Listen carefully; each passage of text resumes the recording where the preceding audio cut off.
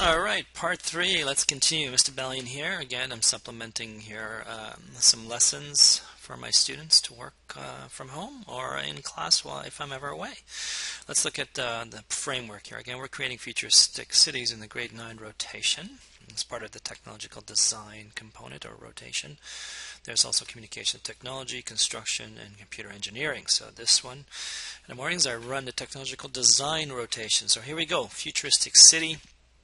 This is something I've created, and I should be showing you guys the other one with the sign of the city. That looks cool. So this is the overall three-quarter shot with the composition of foreground, middle ground, background. And also we've created some vistas, which means detailed views of our city. So I'm just going to build on this right now, okay? We're going to get into 3ds Max. This is where we were. Let's see what we got here. So far, got some kind of a archway.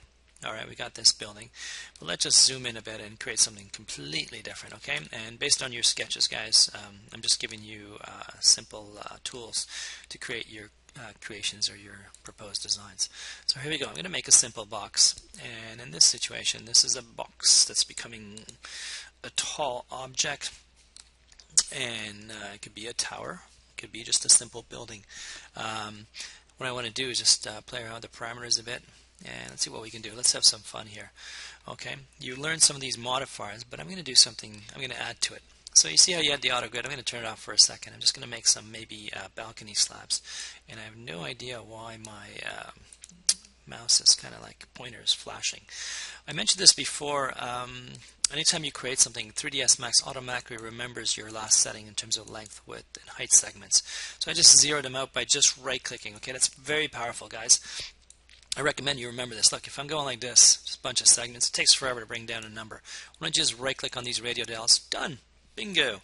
W to move. If you don't like the thickness, go to the modifier panel clearly, and then, if you want to increase the height, I can't see a thing here. It's flashing. All right, let's just, oh boy, 2 and, man, what is going on? Talk to LTSS soon about things like this. Alright, we'll just move around, and I'm going to move this to the other side, spin around a bit. Okay, actually, let's do it on a simple camera angle so you guys can see it without shading.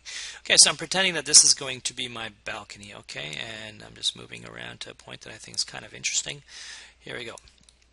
First one, alright, if you want to change the color, boom, up here, and let's just go a different shade. Green, there it is. And then I'm going to hold shift to drag, and when you do that, it's the duplicate option, which is really powerful. Love that. Let's just crank this up to maybe 8 or 9, and let's see where it goes. And wait for it to catch up. Boom, boom, waiting. Okay, here we go. So that wasn't too bad. I think I hit 9, so let's just go Control Z and do that one more time. And perhaps I'll go to 10 and I'll delete whatever I do not need. Boom. Okay, that's cool. I've got that. My balconies are in place. And let's spin around this side and maybe put a corner tower, maybe perhaps a elevator shaft of some kind. Okay, but this is just architectural. Okay, we're having fun here. And notice that again, no segments. Love it. Okay, there's that piece.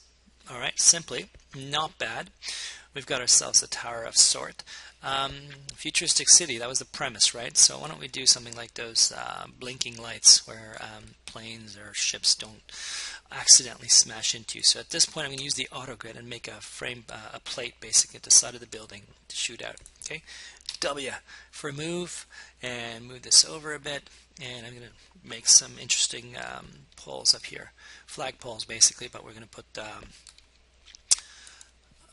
in the future what we can do is put blinking lights on it, which kind of could be fun. Okay, here we go. This is a first pole, clearly not proportional, so let's just change this to 0.75 perhaps by 0.75. That looks okay, and go to 24. Who cares? I'm making stuff up here. All right, now, and poles be nice if it was actually, let's make this taller. Go right to 30.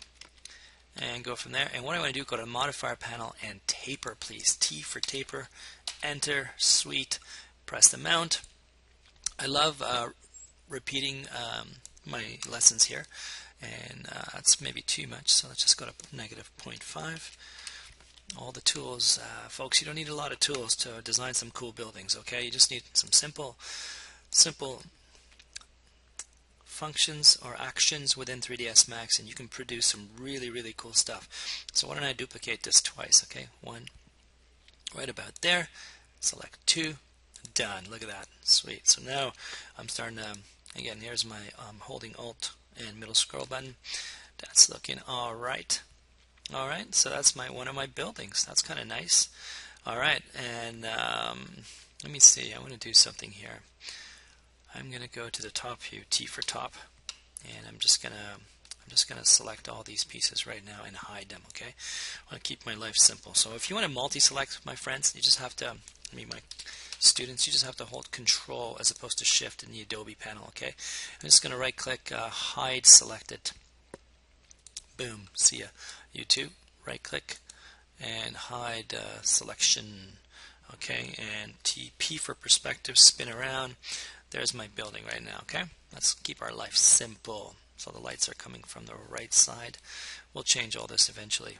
And I'm trying to get a handle on this.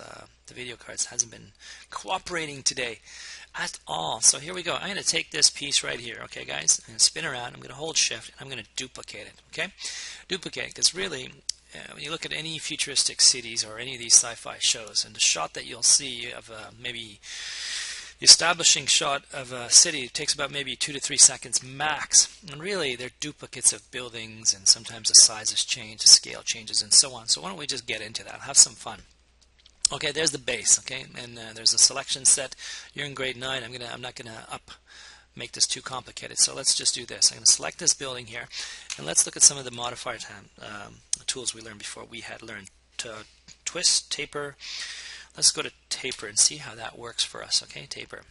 Let's see what I can do here. And you guys remember, and what if I, instead of amount, and go to curve?